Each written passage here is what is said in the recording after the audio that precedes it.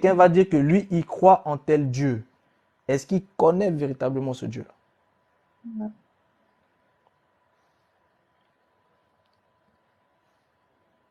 Est-ce que tu avais d'autres questions, MLR? Mais tu m'as un peu répondu, mais quand même, ça fait, comme je dis, dans les années 90, on m'avait déjà dit ça pour Jérusalem et le nouveau Messie. Comme moi, le Messie il est déjà venu, je n'avais pas fait attention, je rigolais. Et pourquoi ils veulent que le Léviathan vienne et qu'il y ait un nouveau Messie qui va tout détruire, ça, j'ai pas compris. Juste pour ne pas me poser trop de J'ai pas questions. compris ta question. J'ai pas compris ta Mais en question. fait, il y avait une histoire de Léviathan, là, parce que c'est dans la Torah, et ils veulent que le faux Messie vienne pour qu'il y ait le Messie, le vrai Jésus vienne nous sauver. Pourquoi ils veulent, si Dieu veut nous sauver, il viendra tout seul, il faut pas réveiller des forces obscures. Pourquoi ils font ces plans-là depuis des siècles, enfin, depuis des années, des décennies? Pour le Ok. tuer. En fait, quand on parle en fait quand on parle de Messie, il faut aussi comprendre de quel Messie il s'agit. Par exemple, Non, mais à l'heure actuelle, il faut savoir que le monde attend trois types de Messie différents. Donc, vous avez le bloc occidental qui attend son Messie, le bloc africain qui attend son Messie, et le bloc indo-asiatique qui attend son Messie. Donc, chacun d'entre eux attend leur Messie. Mais maintenant, pour que leur Messie se manifeste, il y a des choses qu'ils doivent mettre en place. C'est-à-dire, ils doivent lui préparer le royaume. C'est comme si, imagine-toi que tu as ton roi qui doit arriver et pour que tu le reçoives, il faut que tu prépares ta maison. Il faut que tu prépares en fait le banquet. Il faut que tu prépares le royaume. Donc eux, c'est ce qu'ils font parce qu'ils attendent leur Messie. Donc ils sont en train de préparer le terrain. Et comme dans leurs écrits, c'est écrit que pour que le Messie puisse venir, il faut d'abord que le temple soit rebâti. Or là, le temple n'y est plus.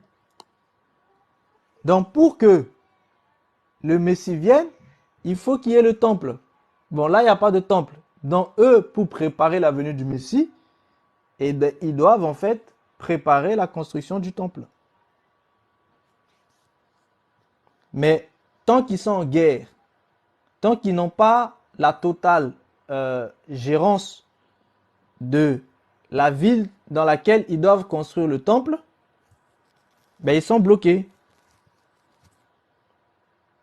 Donc, ben, il faut qu'ils préparent. Et préparer, ça veut dire quoi? Ça veut dire chasser ceux qui occupent le territoire pour pouvoir en fait avoir la pleine possession du territoire et préparer justement les constructions du temple. Tu comprends?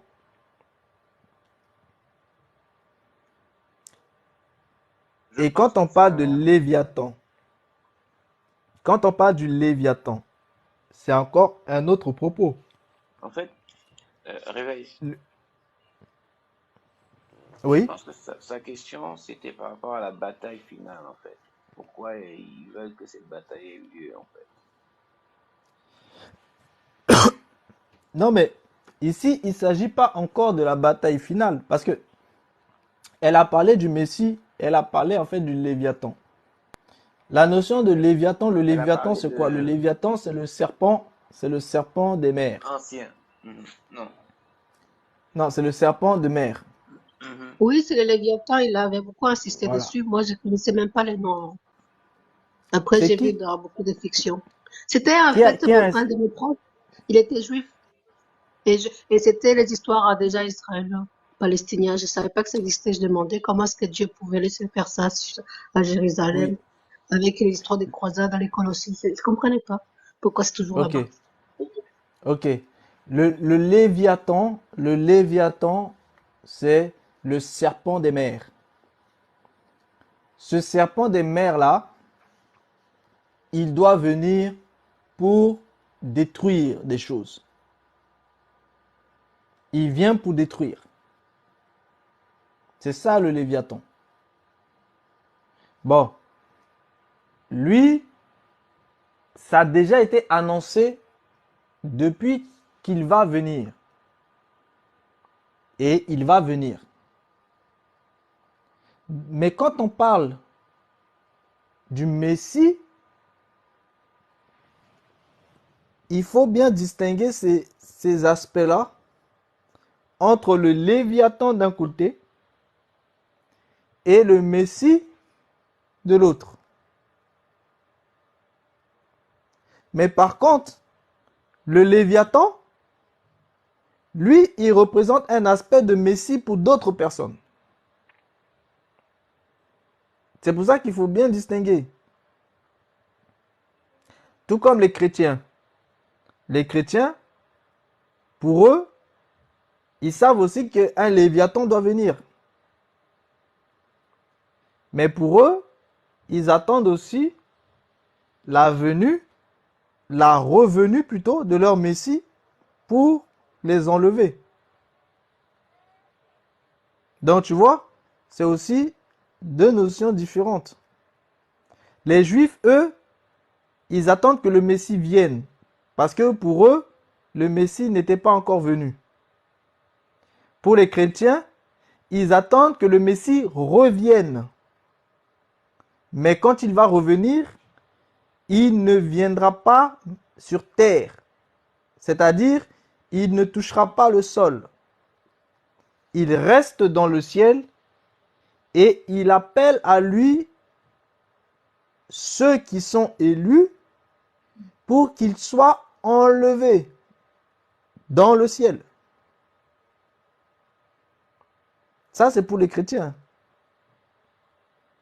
Mais pour les Juifs, eux, le Messie n'était pas encore venu, parce que pour eux, Jésus n'était pas le Messie. Donc, ils attendent que le Messie vienne.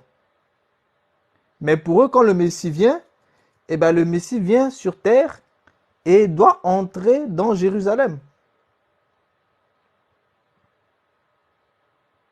Or, pour que le Messie vienne et entre dans Jérusalem, il faut que Jérusalem leur appartienne. Or, pour l'instant, Jérusalem ne leur appartient pas. Donc, plus ils sont proches de la venue de leur Messie, plus ils doivent récupérer Jérusalem. C'est pour ça qu'il y a quelques années, les États-Unis et même d'autres nations ont commencé déjà en fait à déclarer qu'ils vont déposer une ambassade à Jérusalem pour reconnaître que Jérusalem est la capitale du royaume d'Israël. En fait, le problème à l'heure actuelle, c'est quoi? C'est que Jérusalem appartient à la fois aux chrétiens et aussi aux musulmans parce que c'est un lieu international. Bon, il faut que les Israéliens récupèrent en fait ce lieu et que ce lieu ne soit plus d'appartenance internationale et qu'il n'y ait plus des monuments de d'autres croyances que la croyance juive qui soient dessus. C'est-à-dire, il ne faut plus qu'il y ait en fait des cathédrales, des choses comme ça, il ne faut plus qu'il y ait en fait des mosquées, etc. Donc, ils doivent détruire tout ça. Et il faut que ce soit en fait simple, clair, purifié, pour que la seule chose qui puisse y être construite, c'est que le temple. Or, pour pouvoir mettre tout ça en place, sachant que le territoire est occupé et qu'il partage par exemple Jérusalem, ben vous comprenez bien que en monte, en descend, il faut qu'il y ait une guerre. C'est de ça dont il est question. C'est pour ça qu'à chaque fois, il y a toujours eu des petites guerres. Mais comme les temps n'étaient pas encore véritablement arrivés, eh ben, ça a toujours été repoussé. Mais là, les temps sont proches parce que les races racines sont déjà là, les entités, les puissants sont déjà là, et puis le combat du bien et du mal va aussi bientôt commencer. Donc en fait, on est vraiment dans les temps en fait.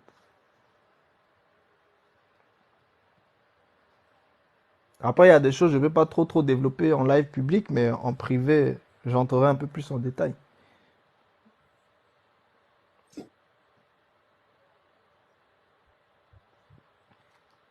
Est-ce qu'il y avait d'autres questions? J'avais noté une question. Notée au tout début. La personne disait à qui profite cette guerre et quel est le but?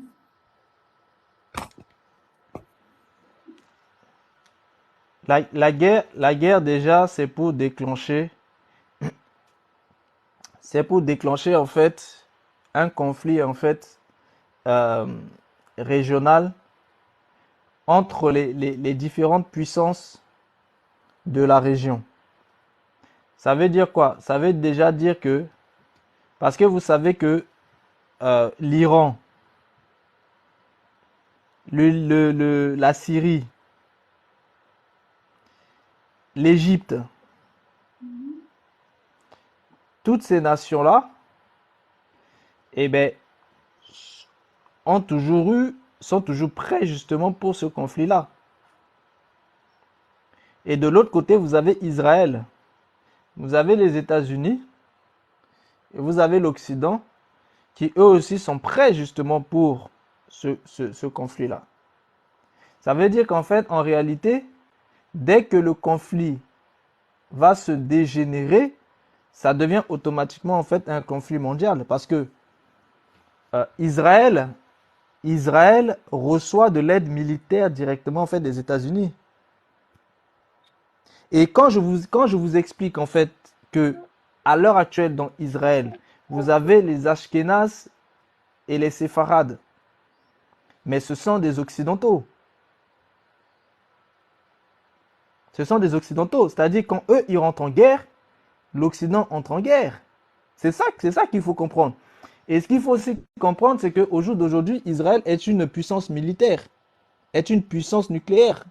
Donc, ça fait que si jamais il y a un conflit qui se dégénère véritablement, et surtout si la Syrie ou l'Iran, parce que l'Iran fournit des armes à la Syrie, et vous avez aussi le Liban.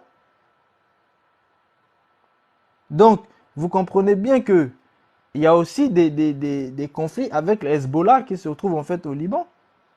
Et le Hezbollah est fourni aussi à travers en fait la Syrie. Donc, en réalité, vous comprenez bien que dès que ça va commencer véritablement en fait à chauffer et que la guerre démarre, et bien très rapidement, ça devient en fait une guerre déjà entre l'Occident et l'Orient. Donc, cette guerre Occident-Orient, vous raccrochez aussi ce front-là ukrainien qui est en train de perdurer depuis. Et à côté, il y a une chose que vous ne devez pas oublier. Je vous ai signalé que le conflit qui est au Soudan, ce conflit-là, en fait, met en jeu qui? Les Américains contre les Russes. Le conflit en Ukraine met en jeu qui? Les Américains contre les Russes.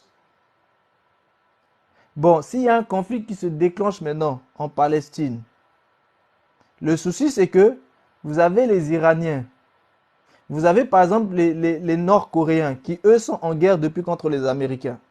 Vous avez les Iraniens qui attendent qu'une occasion pour pouvoir bombarder en fait Israël. Donc dès que le conflit va se généraliser, eh ben, les nations comme la Russie ou la Chine seront obligées aussi de prendre position. En fait, vous devez comprendre que en un rien de temps, ben, le conflit peut devenir en fait mondial. Et sachant que vous avez le conflit au Soudan, ce conflit au Soudan met en jeu différents acteurs. Vous avez les Turcs, vous avez les Égyptiens, vous avez les Israéliens, vous avez les Russes, vous avez les Américains. Rien que pour le petit conflit qu'il y a en fait au Soudan. Donc en réalité, quand ce conflit-là aussi va se généraliser parce que les grands, en réalité, ils ne veulent plus se taper dessus directement, mais ils vont se taper dessus sur les territoires des plus petits. C'est de ça dont il est question. Donc naturellement, en fait, ça se généralise en fait automatiquement. Mais derrière ça, Vous voyez, on utilise des aspects de religion, des aspects de machin, mais derrière ça, il y a une autre guerre qui se mène. Et cette guerre-là, eh bien, c'est elle qui permet d'installer le nouveau système, c'est-à-dire le système virtuel réel. En fait, ce que j'essaie de vous faire comprendre, c'est que tout est lié. Le système virtuel réel ne peut se mettre véritablement en place qu'après qu'il y ait le chaos. Mhm.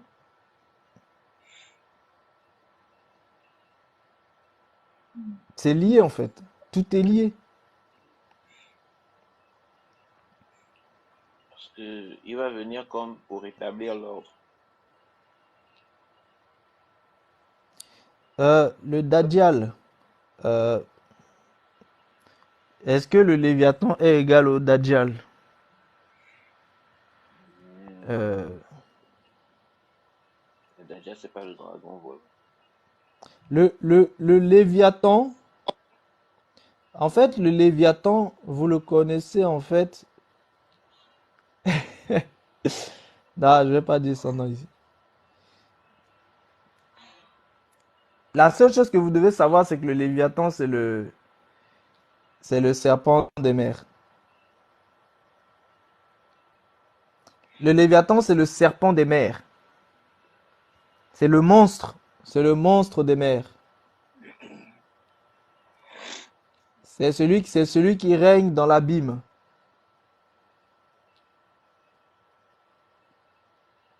Qui Celui régnait. qui règne dans les eaux.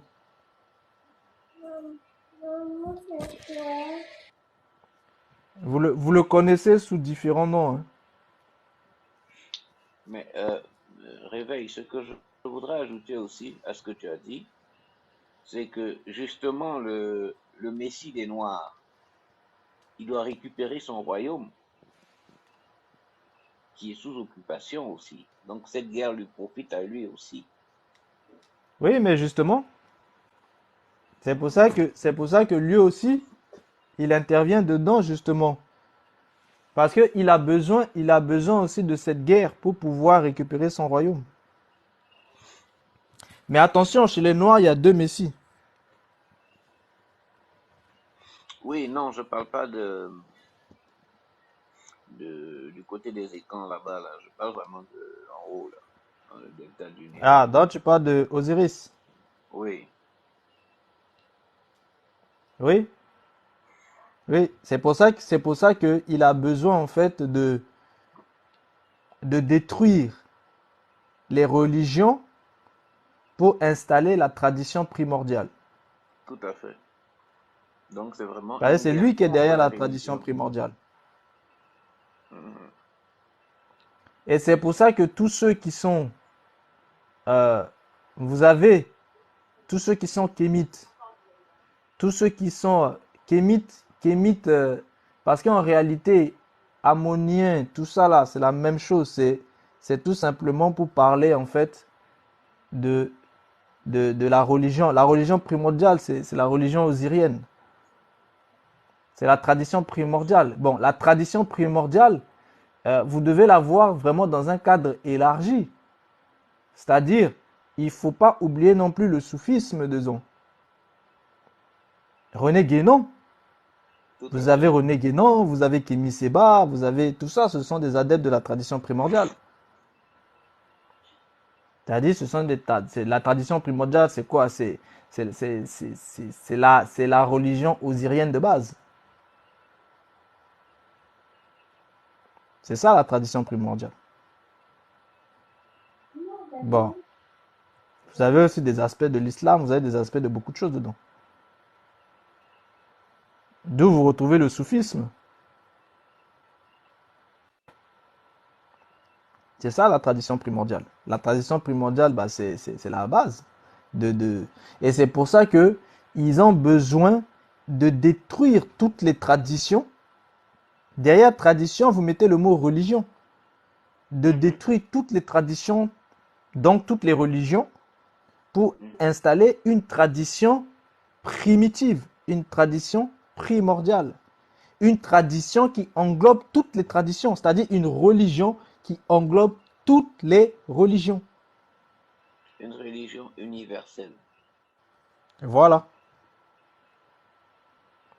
Et cette religion universelle, elle va, dans un premier abord, elle semble ennemie, justement, du Mashiach juif, mais en réalité,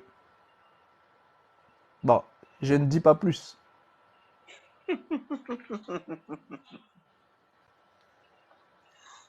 Non, ne fais pas ça, Réveil, c'est pas bien. Tu nous diras ça demain, hein, en live privé. Il a Bah dit oui. ne dis pas plus. On va noter les questions, on va lui poser ça. Non, comme là, Voilà, notez les questions, vous les poserez en live privé. en live privé, je pense qu'il va Voilà. répondre. Mais en tout cas, déjà, je vous ai expliqué beaucoup là sur la tradition primordiale. Oui, tu as quand même lâché beaucoup. Et vous allez voir que tous ceux qui sont derrière la tradition primordiale, enfin, tous ceux qui sont tournés ou qui seront obligés de se tourner vers la tradition primordiale, eh bien, seront obligés de prendre le côté de la Palestine. Waouh. C'est pour ça que si vous voyez bien, Kémy Seba, il a déjà pris position. Mais comment ils prennent le côté de la Palestine alors qu'il faut libérer le terrain pour leur papa?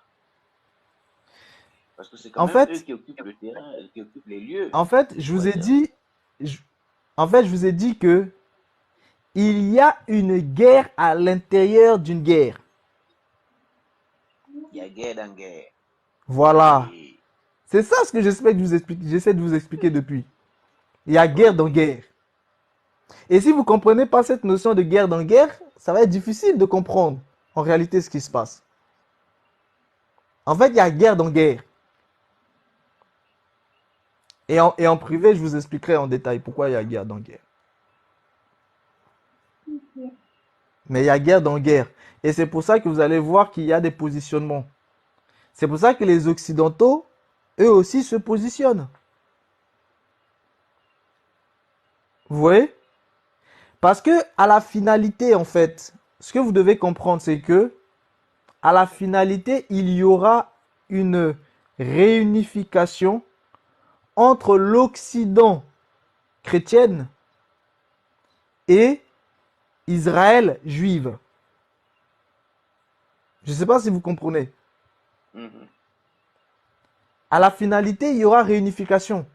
Et justement, les adeptes, les artisans qui ont commencé à faire un travail pour cette réunification, ce sont les chrétiens évangéliques. C'est pour ça qu'il y a des pèlerinages qu'ils organisent en Israël. J'ai beaucoup de choses à vous expliquer. Makoso. Il y a beaucoup de choses. Mais la base de tout ça, c'est qu'il faut absolument que vous compreniez en fait qu'à l'heure actuelle, les Israéliens sont principalement des Ashkénazes et des Séfarades. Quand vous comprenez ça, vous allez voir que ça commencera à être un peu plus clair pour vous. Mais tant que les gens ne réalisent pas ça, ils ne peuvent pas comprendre en fait, en vérité, ce qui se passe. Il faut déjà bien se caler sur cet aspect-là. Dès que vous vous calez là-dessus, vous comprenez.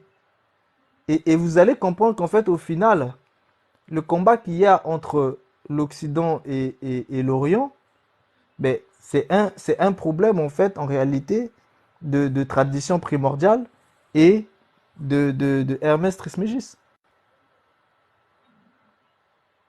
C'est de ça dont il est question. Mais la tradition primordiale se cache derrière le bloc islamique. Et Trismégis et kabbaliste se cachent derrière le bloc judéo-chrétien, c'est tout. Ça me fait penser à... Je ne sais pas si tu te souviens de cette vague qui a il y a quelques mois de l'islam noir. Mais tout ça, c'est fait exprès. Tout ça, c'est pour la tradition primordiale. Tout à fait, c'est pour ça quand tu dis justement L'islam à noir, l'époque, c'est pour la tradition primordiale. Je vous ai parlé de Nebuzaradan. Est-ce que vous êtes parti chercher? Même pas. Tout Bouddha, ça là, c'est les mêmes choses. Je vous ai dit, tout ça, ce sont des plans qui sont déjà arrêtés. Mais ça, vous le retrouvez pas que dans l'aspect de... Voilà, vous le retrouvez partout. Hein, les, euh, vous retrouvez tout ça dans les histoires des Black Channel, vous retrouvez tout ça en fait dans les histoires comment on appelle ça, des Nation of Islam, vous retrouvez tout ça dans les 5%, etc., etc. En fait, ce sont des choses qui sont euh, mises en fait de petites branches, petites branches, et à la finalité, toutes les petites branches vont se regrouper. Mais tant qu'au départ, toutes les petites branches sont divisées, eh bien, ceux qui ne connaissent pas véritablement pensent que ces petites branches, en fait, s'opposent et se combattent. Mais en réalité, non. Et pour que vous puissiez comprendre ce dont je suis en train de vous parler, il vous faut absolument comprendre totalement le système des bovins. Si vous comprenez totalement le système des bovins, vous allez comprendre en fait que quand on vous parle en fait de tradition primordiale d'un côté, il s'agit en fait d'un bloc spécifique. Quand on vous parle en fait de Trismégiste d'un côté, de Kabbalis, et vous savez que c'est un bloc à part. Parce que derrière, en réalité, la notion de Trismégiste, vous retrouvez aussi la notion en fait de Métatron. La notion de Métatron et de Trismégiste, c'est exactement la même chose. Vous comprenez?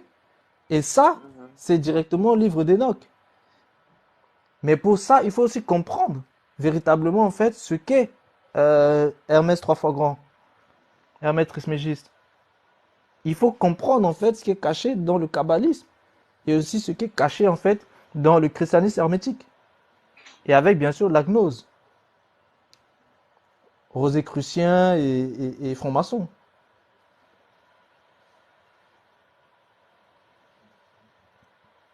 Et après, vous avez de l'autre côté aussi les infinis, qui sont encore, qu'il faut aussi comprendre. Bon, maintenant, dans chaque bloc, il y a aussi des divisions parce qu'ils se bagarrent aussi entre eux. Et par exemple, en Afrique, vous avez les partisans de la tradition primordiale, c'est-à-dire les partisans euh, de la religion osirienne, se combattent justement avec ceux qui sont plutôt en fait les partisans de la puissance bantoue. Vous comprenez? C'est pour ça qu'il y a aussi subdivision entre eux. Donc vous allez voir, ceux qui se disent kémites, en réalité c'est parce que ceux qui connaissent véritablement les choses à la base savent très bien que derrière c'est la tradition primordiale. Mais les petits là qui sont devant le terrain là, eux ils connaissent pas ces choses-là. Certains vont dire qu'ils sont ammoniens, d'autres vont dire euh, qu'ils sont plutôt en fait euh, d'atomes, d'autres qui vont dire qu'ils sont plutôt de Si, d'Osiris, etc. Mais en réalité, tout ça là, ce sont que des subdivisions inutiles. Derrière ça, c'est la tradition primordiale. Mais de l'autre côté, vous avez en fait tout le cycle Blantou qui tire sa puissance en fait par rapport aussi à l'eau, qui justement en fait refuse cela. Parce que je vous ai dit que la puissance africaine, c'est la puissance de l'eau. Et la spiritualité africaine, c'est la spiritualité de l'eau. Et que ce soit la tradition primordiale ou la tradition bantou, eh bien, ça tire sa base en fait sur cet aspect-là en fait de l'eau, mais qui est caché. Et justement, les deux se combattent parce qu'ils ne sont pas d'accord.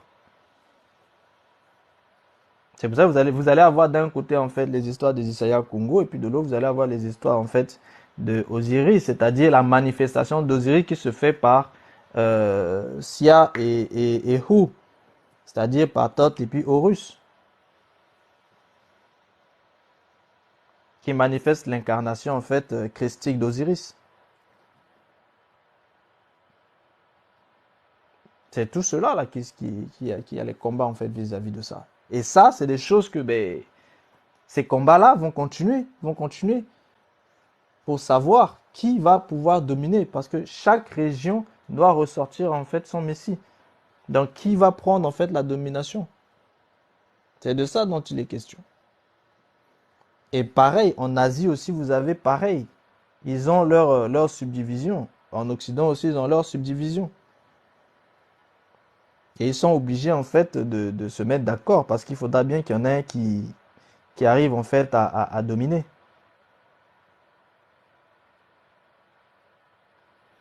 Mais en tout cas, en ce qui concerne l'Afrique, le combat, c'est entre les Kémites et les Bantous. Et ceux qui sont en train de administrer au milieu, ce sont les Pygmées et les Khoisan.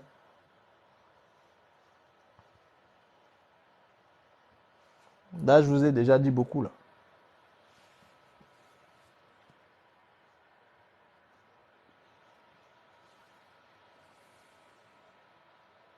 Hmm.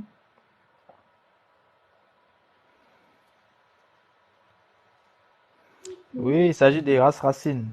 Oui, les races racines. Mais comme j'ai pas encore parlé des races racines, c'est pour ça que j'en parle pas encore.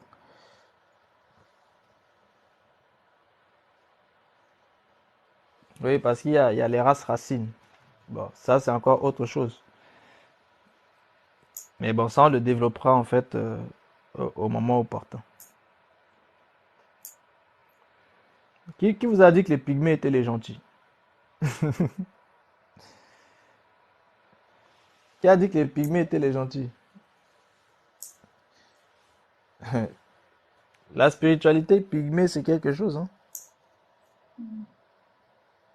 Mais pas que les pygmées, hein. Il y a aussi la spiritualité Khoisan. Les gens ne parlent jamais de la spiritualité Khoisan. Vous avez les pygmées et les Khoisan.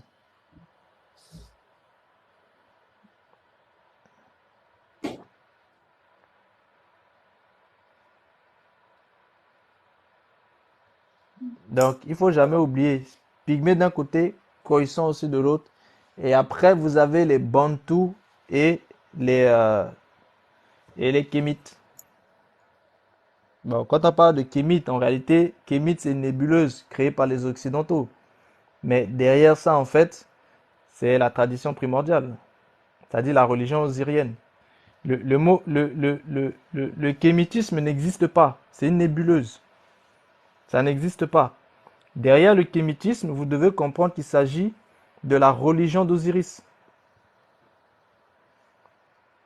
Quand on vous parle d'Héliopolis, quand vous dites ammonien, attonien, tout ça là, osirien, en réalité, tout ça là en fait s'englobe dans la religion d'Osiris. C'est la religion d'Osiris, tout ça là, c'est que la religion d'Osiris. Parce que même Ra, quand il passe dans le cycle de la nuit, il devient Osiris. Et la religion d'Osiris se manifeste à travers en fait l'œil d'Horus. Donc, c'est Horus et Thoth, c'est-à-dire Sia et Hu, qui manifestent en fait l'aspect christique d'Osiris. Et la base de tout ça, c'est la religion d'Osiris, qui est la tradition primordiale. Parce que Osiris tire sa source des Atlantes. Et ça, il faudra que je vous parle des Atlantes et tout ça pour vous expliquer bien comme il faut. C'est-à-dire, ça concerne les races racines. C'est pour ça que vous allez avoir des combats, en fait, entre ceux qui sont, en fait, du côté des Antilles, qui revendiquent justement, en fait, la propriété, en fait, des Atlantes, et puis ceux qui sont du côté, en fait, de l'Afrique, qui revendiquent aussi la propriété des Atlantes.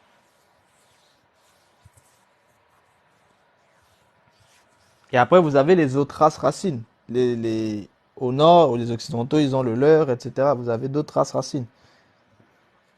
Ben, les races racines représentent en fait ceux qui vont mettre en place les combats finaux.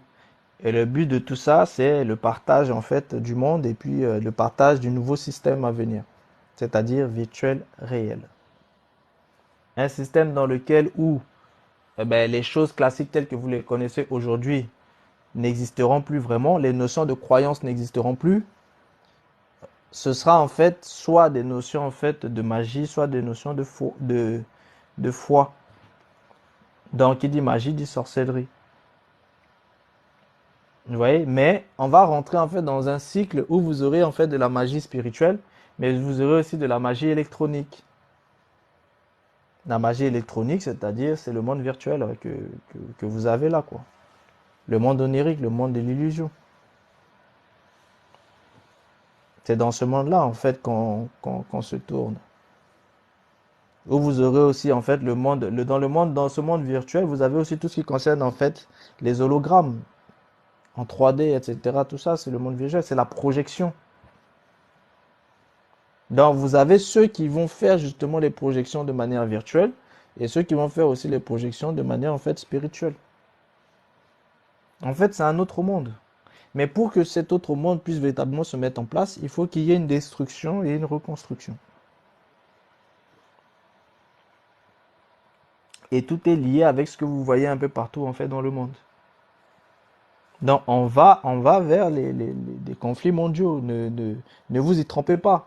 C'est pas parce que vous voyez des semblants de paix, des semblants de calme, que ça veut dire que c'est calme. Non, non, non. Faut vraiment que vous soyez conscient en fait de toutes ces choses, afin que vous-même vous soyez prêts, que vous ne soyez pas surpris en fait.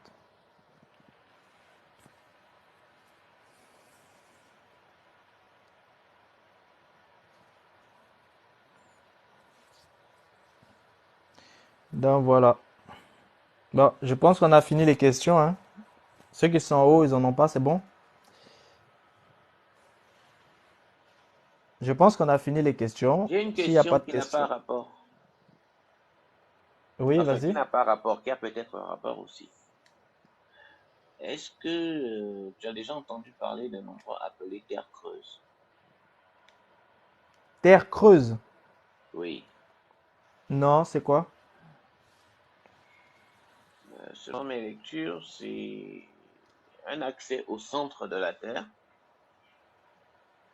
à l'intérieur de la Terre en fait, où il y aurait justement des entités primitives qui se seraient retirées.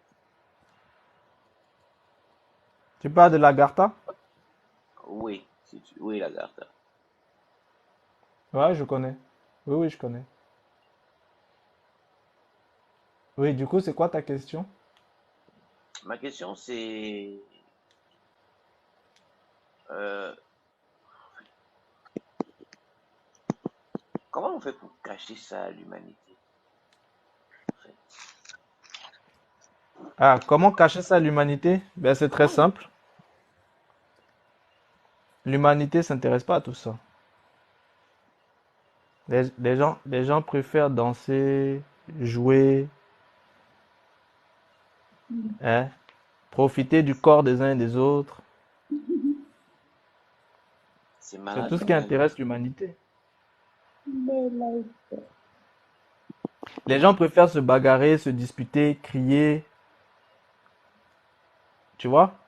Hmm. Quand tu fais des lives où tu expliques des choses, justement, ces choses qui sont cachées justement à ces gens-là, ben, ça les intéresse pas. En fait, c'est pas que les choses sont cachées à l'humanité, c'est que l'humanité ne s'intéresse pas aux choses.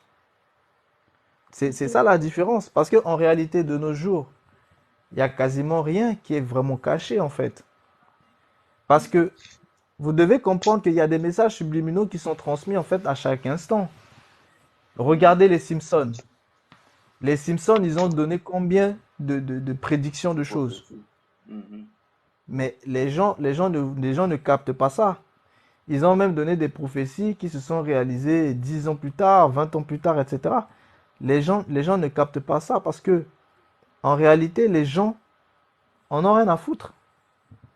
C'est ça Le truc, c'est que les gens, franchement, tant que tu leur donnes de quoi s'amuser, de quoi boire, de quoi coucher les uns avec les autres, eh bien, ça leur va. Et puis, s'ils peuvent avoir un petit boulot ou des business avec lesquels ils peuvent pouvoir s'acheter quelques biens frimés, etc., pour eux, c'est top. Ouais. Tu vois, tu n'as même pas besoin de leur cacher quelque chose, en fait, en réalité. C'est eux-mêmes qui ne veulent pas voir. C'est dingue quand même à quel point on est distrait, hein. Parce que c'est plusieurs civilisations qui vivent là au milieu de nous.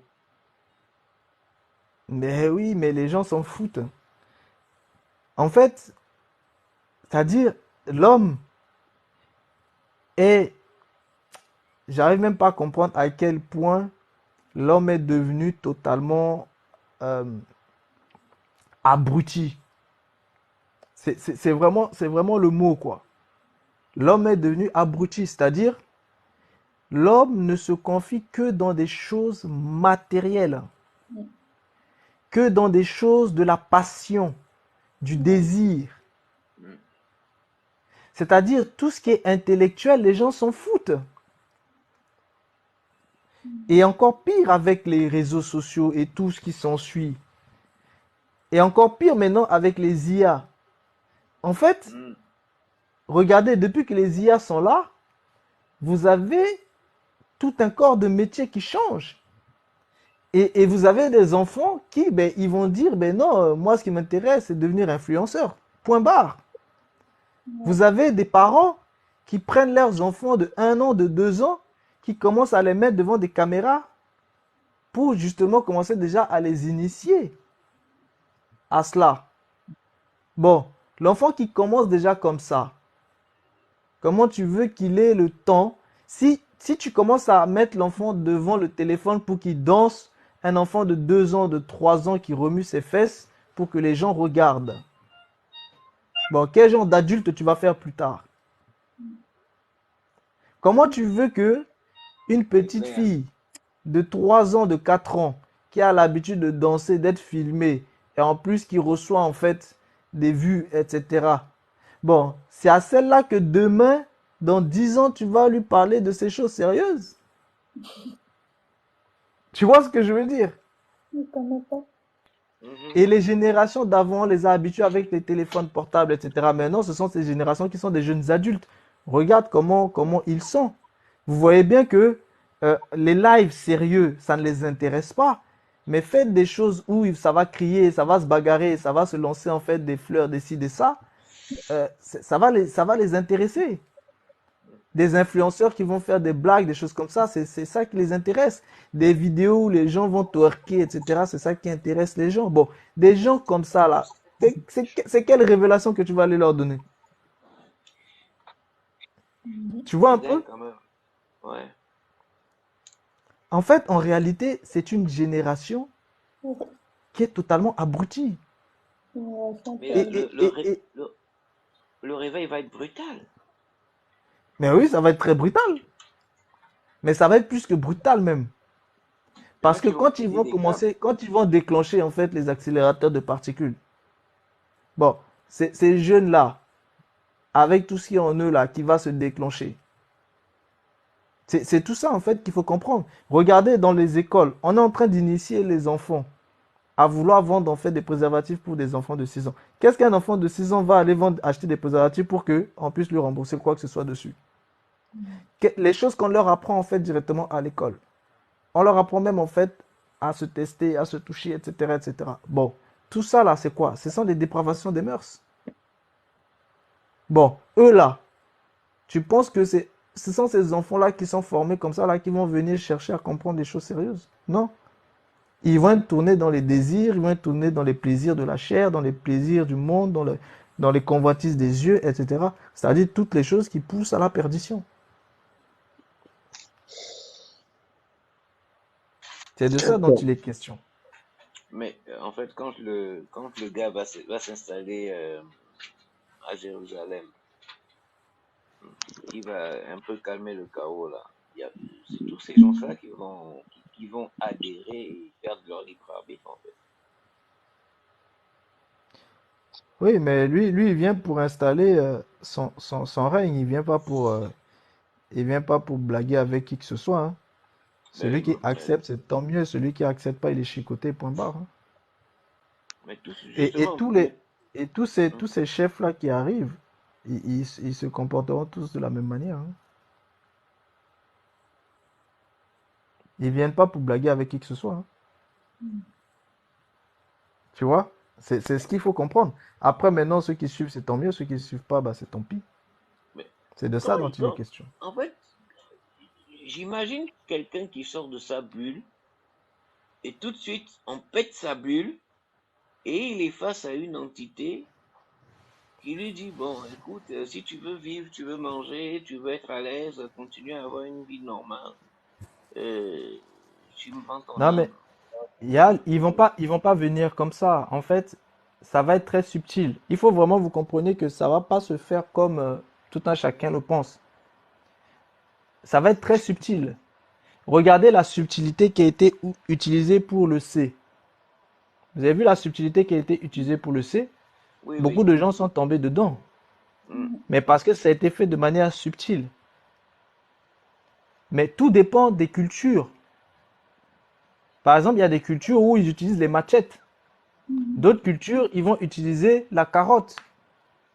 D'autres cultures, ils vont utiliser en fait le lavage de cerveau. Mais quoi qu'il arrive, c'est pour que ça arrive en fait au même but. Donc tu vois, tu prends les cultures occidentales, et ben ils utiliseront en fait toujours ce qui fait que les occidentaux ne peuvent pas refuser quelque chose. Tu leur dis que c'est fini leur restaurant, ils pètent un câble. Tu comprends? Ils vont aller te prendre tout ce que tu veux parce qu'ils ont besoin d'aller manger leur petit charal. Tu comprends? Mhm. Parce qu'ils ont besoin d'aller voir leur petit cinéma. Donc tu vois, tout Je dépend des vois. cultures. En Afrique, eux, c'est la chicotte. Celui qui n'est pas d'accord, on le prend, pam, on le découpe en deux. Et là, du coup, ils sont obligés d'accepter. Tu vois, chaque culture a sa façon de dominer son peuple. Et tout ce qu'ils ont fait jusqu'à présent, c'est justement en fait tester le peuple pour tester la résistance véritablement en fait des uns et des autres. Afin que quand le moment viendra, bah, ils sauront exactement comment ils doivent se comporter en fait avec tel type de personne, tel type de personne, tel type de personne. Oui, il y a Sori qui est monté. Oui, Oui, bonsoir et ok pas tout le monde. Moi, j'ai suis tombé sur votre live, c'est la première fois. Et les messages que vous passez vraiment mais tous très profondément, et j'y trouve vraiment très intéressant. Donc, il y a des moments où je suis monté justement pour poser certaines questions, mais au fur et à mesure, je vous écoute.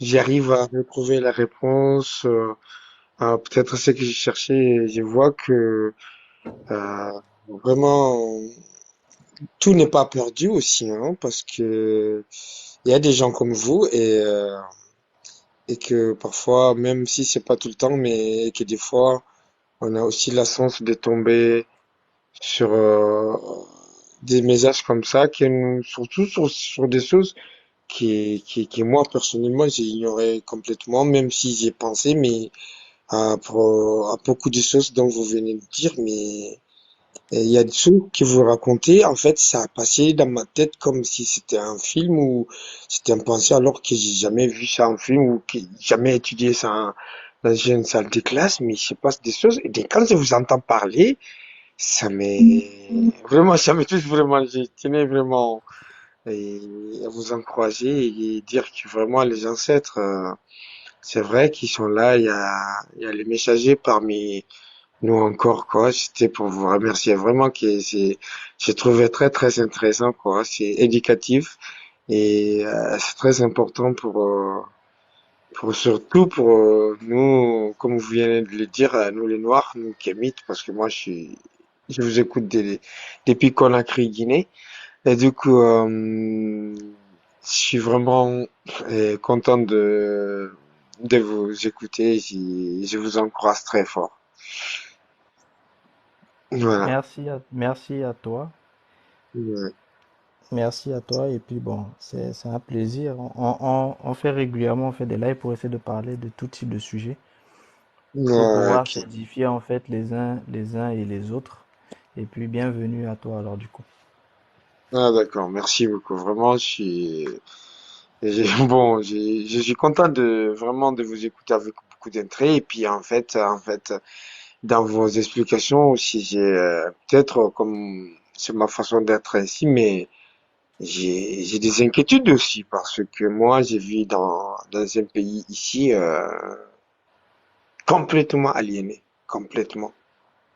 Je ne dors pas, je sors, je m'arrête dans la rue, je regarde ce qui se passe autour. Je me dis que c'est comme si je suis dans un rêve, dans un film d'horreur, quoi, parce que je ne vois rien, tout a changé, puis c'est, c'est la régression, quoi, vraiment, que je vois dans ma communauté, dans mon peuple, ici, les gens qui parlent de la tradition, ici, il suffit juste si vous voulez avoir un problème avec quelqu'un ici, il faut juste dire que ses ancêtres étaient des gens dignes, c'était des gens nobles, c'était des gens courageux, travailleurs, intelligents. Il va vous répondre que non, c'était des sorciers, c'était des gens qui adoraient des statues seulement. Parce que l'effet de la religion et tout ce que nous avons subi jusqu'à présent, franchement, elle est grande ici. Mais je me pose toute la question tous les jours, comment, comment, comment on va s'en sortir? Comment on va s'en sortir dans dans ce monde-là, quoi. C'est ça mon truc, en fait. Ok, je comprends. En fait, ce qu'il faut peut-être en fait euh, voir, c'est quand on parle en fait des ancêtres, Ouais. il faut essayer de comprendre parce que les ancêtres ont vécu selon leur temps, selon Oui. aussi euh, l'environnement dans lequel en fait ils étaient et Mhm. selon aussi les types de sagesse avec lesquels ils marchaient. Mhm. Donc, comme moi je le dis toujours, c'est que les générations suivantes doivent Mhm. essayer de voir ce qui est bon dans ce que les générations précédentes ont réalisé Mhm. et de laisser en fait ce qui est mauvais Mhm. afin de pouvoir mieux faire. Ouais. Maintenant, Sincèrement. on ne peut pas en fait véritablement toujours juger nos aïeux parce que ils ont fait selon le contexte dans lequel ils étaient. Mhm. Mais nous, comment pouvons-nous faire mieux? Et est-ce que si nous on était en fait à leur époque, est-ce que on aurait pu faire mieux? Et ça, ce sont les questions que tout un chacun en fait doit se poser. Mhm. Maintenant, quand on parle en fait de notion de croyance, Mhm. c'est que il faut tout simplement en fait essayer de comprendre quel est le but de la vie. Mhm. C'est-à-dire le fait que nous soyons là dans ce monde Mhm. ou le fait Mhm. que nous soyons là aujourd'hui, Mhm. quel est le but de notre existence? Mhm. C'est-à-dire, on est là pourquoi? Oui. Parce que je pense que si tout un chacun se posait réellement la question, s'asseyait pour se poser la question de, au fait, je suis là pourquoi? Ouais. Ou une autre question, je sers à quoi? Ouais. Est-ce que je suis là uniquement pour passer le temps? Est-ce que je suis là uniquement pour vivre le temps? Ou je suis là pour impacter mon époque? Maintenant, Mhm. quand on parle d'impacter son époque, Mhm. eh bien, rien qu'une personne à côté de nous, Mhm. lorsqu'elle est impactée, nous Mhm. faisons le travail. On n'a pas besoin tous d'impacter des millions de personnes. Mais Ouais. lorsqu'on impacte une personne, c'est déjà beaucoup. Bon, maintenant, comment je vais impacter cette personne? Est-ce que je vais l'impacter en bien? Est-ce que je vais l'impacter en mal? Est-ce que ce Mhm. que je vais lui prodiguer, c'est pour son bienfait ou pour son malfait? Oui. Et si on commence véritablement à se poser ces genres de questions, vous allez voir que en réalité, on va sortir dans beaucoup de problèmes, beaucoup de préjugés, beaucoup de d'arrière-pensées et beaucoup d'idées arrêtées.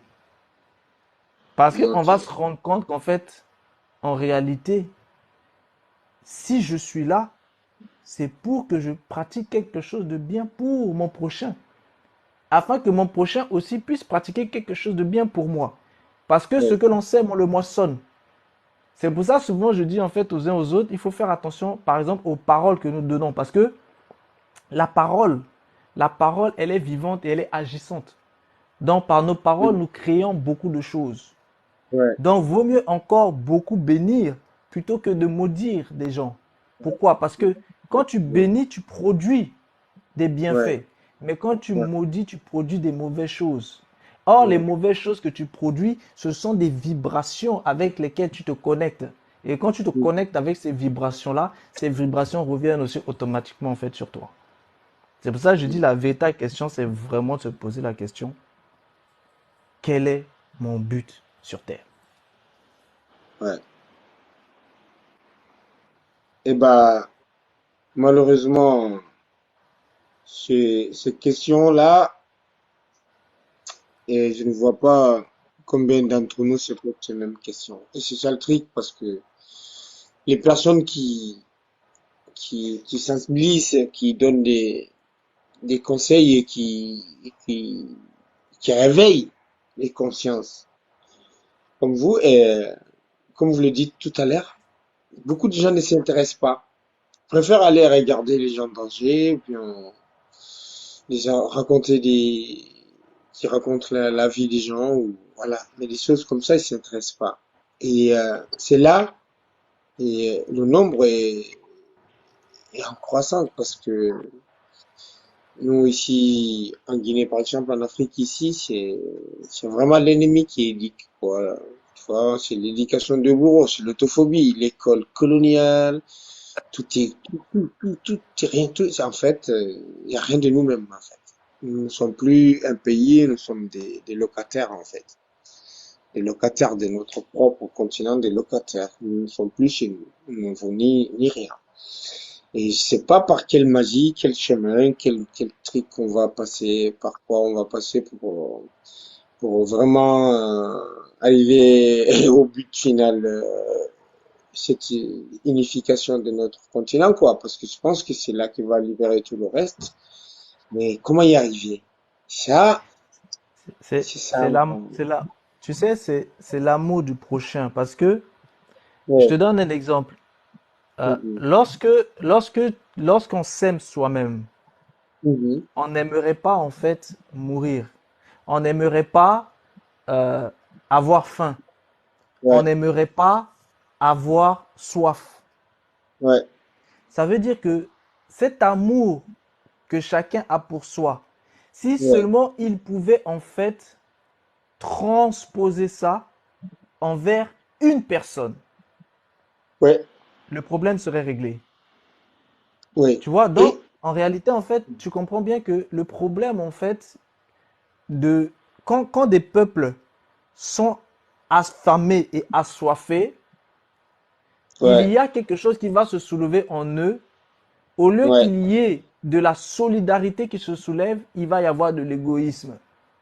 Ouais. Tu vois? C'est ça. Et justement, l'ennemi, en fait, il a compris que Ouais. en affamant justement en fait le peuple Mhm. et Mhm. en mettant certains pour qu'ils puissent dominer justement sur les autres de manière à les affamer et à les assoiffer, Ouais. au lieu que ça provoque en fait la solidarité, ça provoque en fait l'égoïsme. Donc du coup, chacun va plutôt en fait essayer de penser Mhm. à soi pour chercher à se nourrir. Ouais. Alors que si Exactement. jamais ça produisait l'effet inverse, en se disant, bon, si moi j'ai soif, si moi j'ai faim, c'est que mon voisin aussi, il a soif et il a faim. Bon, si j'ai un morceau de pain, pourquoi je ne partage pas ce morceau en deux? C'est vrai que je ne vais pas manger tout le pain, mais au moins aujourd'hui je survis et mon voisin aussi survit. Demain, c'est mon voisin qui aura un morceau de pain. Il pourra aussi partager en deux. Et demain, je survivrai et lui aussi survivra. Et ainsi de suite. Ouais. Tu vois, c'est-à-dire, en fait, c'est une question Moi, de je comprends très bien. changement d'état d'esprit. Je comprends très, très bien. Mais et comment récupérer cet état d'esprit? C'est cela la question. Tout sur ma question, elle est là. Moi, je suis entièrement d'accord. Parce que moi, je suis vraiment, vraiment, moi, je suis né dedans. Moi, je suis né dans la religion. Après, j'ai vécu en Occident. Après, j'ai décidé que vraiment, je ne pouvais plus vivre là-bas. Je me sentais pas à l'aise. Je me voyais entre les buildings, métro, dodo. Et je n'avais pas le temps pour moi. Je me dis, mais moi, c'est pour ça que je suis venu dans ce monde. Est-ce que je suis venu dans ce monde pour ça? Est-ce que c'est ça? Est-ce que c'est chercher l'argent? Oui, mais attends, l'argent, c'est pas un dieu qui a fabriqué. L'argent, en fait, c'est une machine qui imprime des papiers. Et puis moi, je n'ai plus mon temps. Je n'ai plus le temps de voir ma famille. Je n'ai plus le temps de voir mes amis. Même mes enfants à cause de ça. Et tout ça pourquoi? En finalité, c'est de vivre et mourir.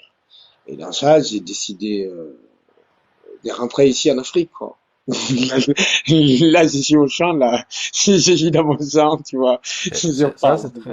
c'est très Voilà, bien. je fais. Eh ben, en fait, Oui, vu que tu t'intéresses un petit peu, en fait, aux choses, en fait, de l'Égypte ancienne, par exemple, tu sais, ouais, il y a une solution qui est très simple, c'est le fait de pratiquer la ouais, maths sociale. La maths sociale, c'est quoi? exactement. La maths Oui. sociale, c'est très simple, hein. C'est ce que tu aimerais qu'on te fasse, fais-le d'abord. Ça Ouais, veut dire quoi? Ça veut dire que, exactement. au lieu Ouais. d'attendre, par exemple, tu es en train de marcher dans la rue, il y Mhm, a quelqu'un qui passe. Souvent, mhm, parfois, on attend que ce mhm. soit la personne qui nous dise bonjour avant que nous on lui dise bonjour. Ouais. Donc, au lieu que ce soit la personne qui nous dise bonjour d'abord, eh bien, Mhm. nous, on doit pratiquer Donc, d'abord et ensuite on recevra. Si on ouais. veut que la personne puisse en fait nous ouvrir les portes d'un immeuble ou d'une maison ou d'un Mhm. portail, eh bien, pourquoi moi je lui ouvrirai pas d'abord? Ouais. En fait, la solution c'est quoi? C'est de servir pour être servi. Ouais. En fait, il ne faut pas attendre d'être servi pour servir. C'est ça, Il oui. faut Ouais. servir pour ensuite Ouais. être servi. Ça veut dire que Et puis, le bien que je veux, je dois ouais. d'abord m'efforcer de le pratiquer. Et c'est là où ça devient important, c'est qu'on quitte la phase de la théorie pour rentrer dans la phase de la pratique, Ouais, exactement. Et en même temps, sans rien attendre de l'autre. sans rien attendre. Mais oui, mais c'est ça. C'est-à-dire, Voilà. ce que tu veux qu'on te fasse, tu le fais, Ouais. Ouais. et ensuite, ça viendra. Mais même si ça ne vient pas de cette personne directement, sache que le Ouais. bienfait n'est jamais perdu parce que ça viendra d'autre part. Parce que c'est la loi de l'attraction. Ouais. Ce que tu vas justement, en fait, la vibration que tu vas avoir en toi, c'est aussi cette vibration-là que tu vas recevoir parce que tu vas l'attirer à toi. Donc, si tu pratiques le bien sera attiré vers toi. Mais le problème souvent, c'est que les gens ont tendance à pratiquer le bien pour que tout de suite le bien qu'ils ont donné à une telle personne revienne directement sur eux. Or non, il faut que tu Ouais. fasses le bien, mais n'attends pas que ça revienne. Parce qu'il se peut que le bien vienne à toi par un autre chemin. Exactly. Ouais. Tu vois, et ça là, c'est ce qui était déjà en fait bien dit en fait en Égypte ancienne, c'est-à-dire pratiquer la Ouais. maths sociale. Mais beaucoup de gens connaissent la Ouais. maths, mais ils ne connaissent pas la maths sociale. Et du coup, ils ne pratiquent pas non plus la maths sociale. Tu Ouais. vois? Et, Donc, à partir du moment où les gens commenceront à faire ces choses très simples, hein, mhm. c'est très simple et ça peut être dans la vie de tous les jours. Bien Ça peut être dans sûr, la vie de mais tous les jours. Et oui, dès que tu le pratiques, tu vas voir. Et s'il y a plusieurs personnes qui le pratiquent, eh ben, ça va changer justement la vibration générale, en fait, de la exactement. ville et du quartier et du pays en entier. Ouais. Tout est une question de vibration. Plus les gens vibrent dans le mauvais, plus Ouais. l'ensemble du territoire devient mauvais. Mhm. Pardon. En tout Donc, cas, c'est nous devons pratiquer plus que de rester sur de la théorie. Il faut être dans la pratique. Il faut justement, mais pratiquer ces tu vois, choses. vous voyez, mais de nos jours, en pratiquant cela, il faut s'attendre à beaucoup de choses. Donc, c'est ce qui fait le point aussi un peu problématique dedans, parce que en étant dans la maths,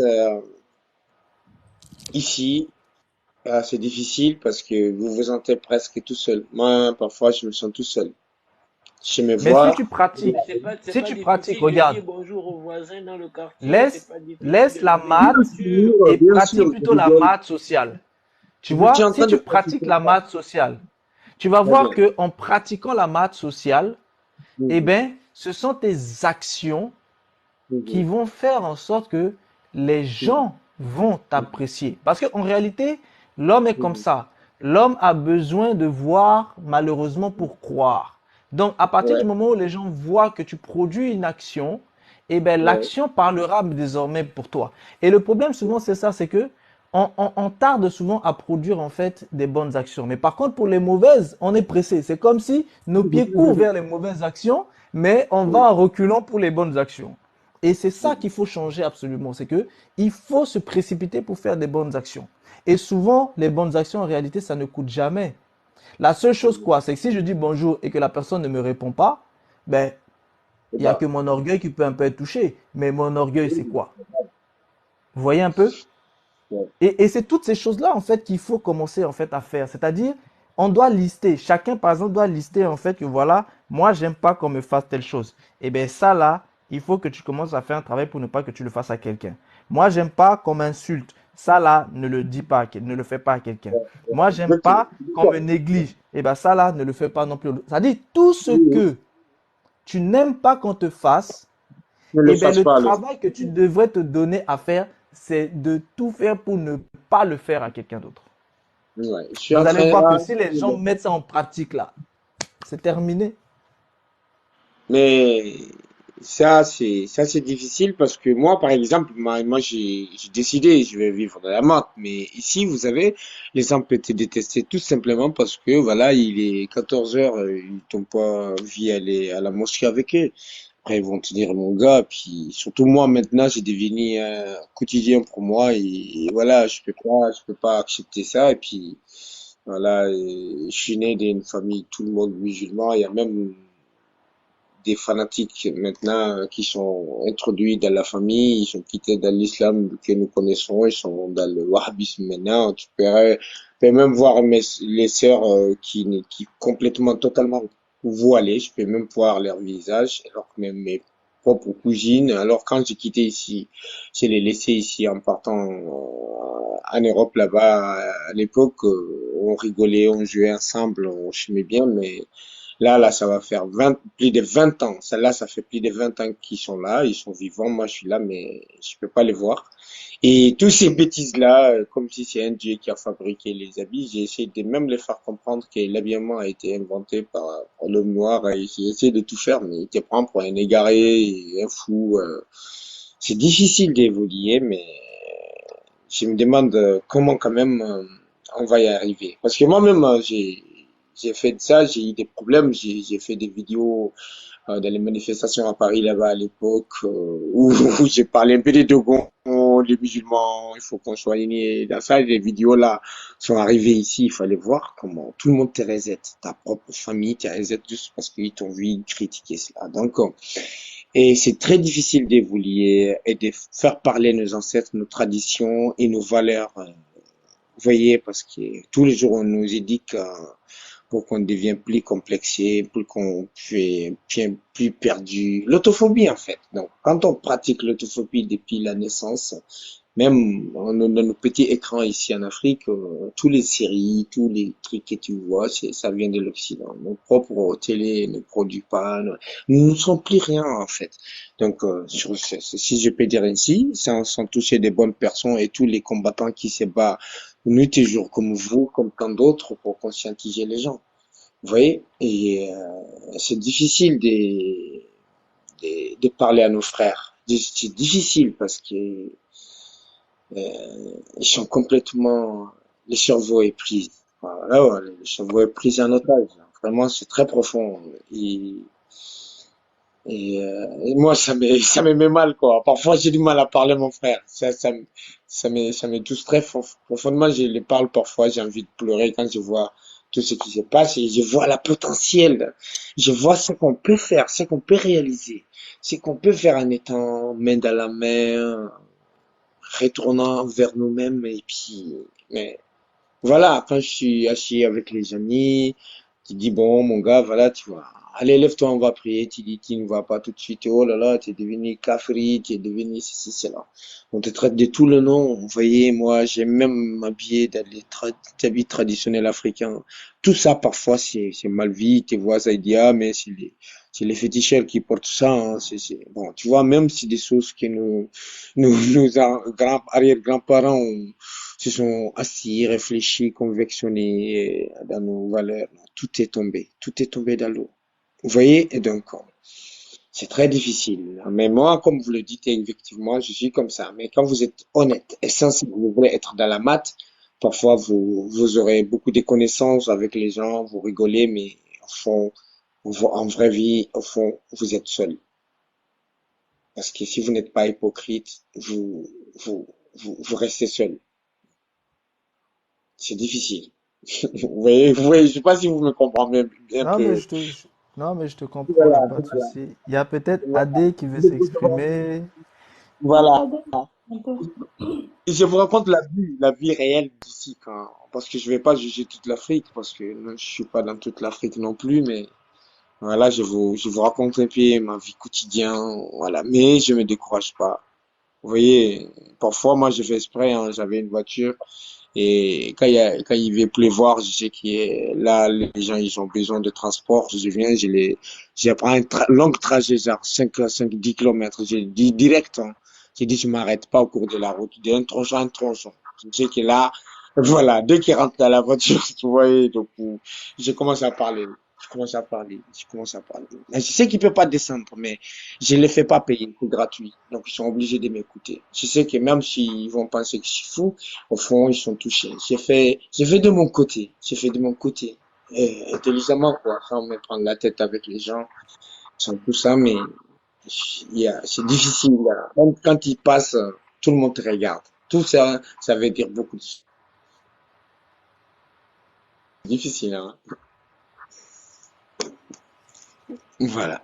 Oui, oui, non, mais je te comprends, je te comprends. Mais tu sais, euh, Mhm. c'est comme tout, hein, pratique, parce que tu sais, le souci, c'est que comme tu es en train, euh, comme tu l'as dit, hein, dans ta famille, ils sont tous en fait musulmans, et toi, vu que tu as décidé en fait de changer, Ouais, peut-être que ouais. c'est difficile aussi pour eux, c'est difficile aussi Oui, pour eux je comprends. que Je tu changes en comprends. fait du jour au lendemain. Donc, si toi, tu essaies en fait de te mettre en fait à leur place, tu vas comprendre en fait comment ils réagissent et justement, ça va te permettre toi aussi en fait d'adapter en fait ton comportement et c'est justement peut-être par l'adaptation de ton comportement que tu peux en fait justement arriver en fait à impacter sur eux.